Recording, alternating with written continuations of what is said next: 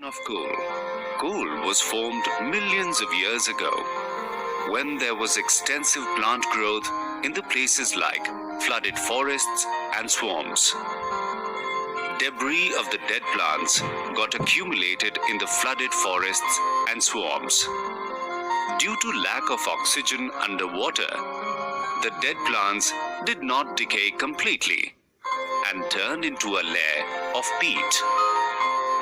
As the time went by, sediments brought in by the movement of water covered the peat, burying it deeper. This compressed the peat and forced the moisture out, reducing its volume.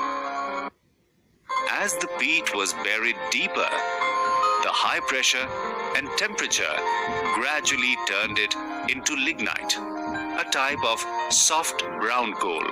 When lignite was buried deeper for significantly longer period of time, the increased temperature and pressure turned it into a harder and superior type of coal with higher percentage of carbon, known as bituminous. As the temperature rose and the duration for which the coal was buried increased, the soft black bituminous and subsequently black anthracite. Hydroelectricity is generated by harnessing the potential energy of the stored water. Principally, the potential energy of the stored water is converted into kinetic energy, which is harnessed for running turbines to generate electricity. The water is stored in a reservoir at a high level. This water flows down from the reservoir through the pipes called penstock, which carries water down to the turbine water wheel fixed at the lower level. The water pressure increases as it flows down the penstock.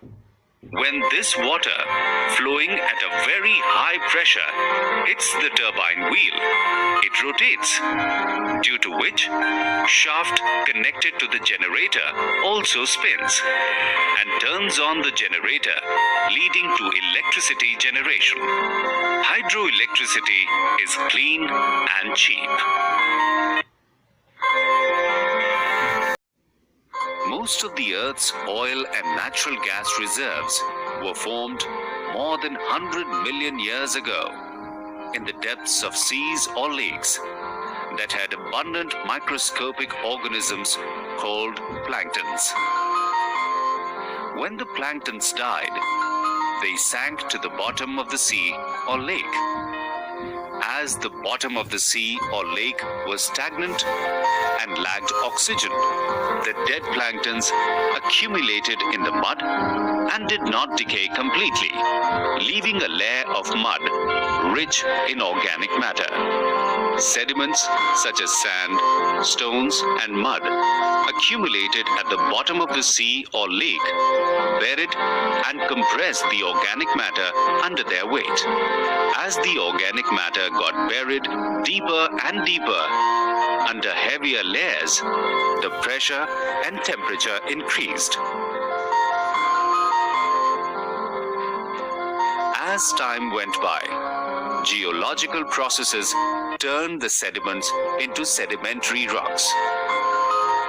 High pressure and temperature gradually broke down the buried organic compounds into shorter chains of hydrocarbons, forming oil and natural gas. The rock containing the organic matter is called the source rock. After oil and natural gas were formed in the source rock, they started migrating upwards due to being less dense than water, which filled the pores of permeable rocks. Oil fields and gas fields, where oil and natural gas could be mined, were formed where an impermeable layer of rocks of the right shape blocked the migration of oil and natural gas and allowed them to accumulate gradually.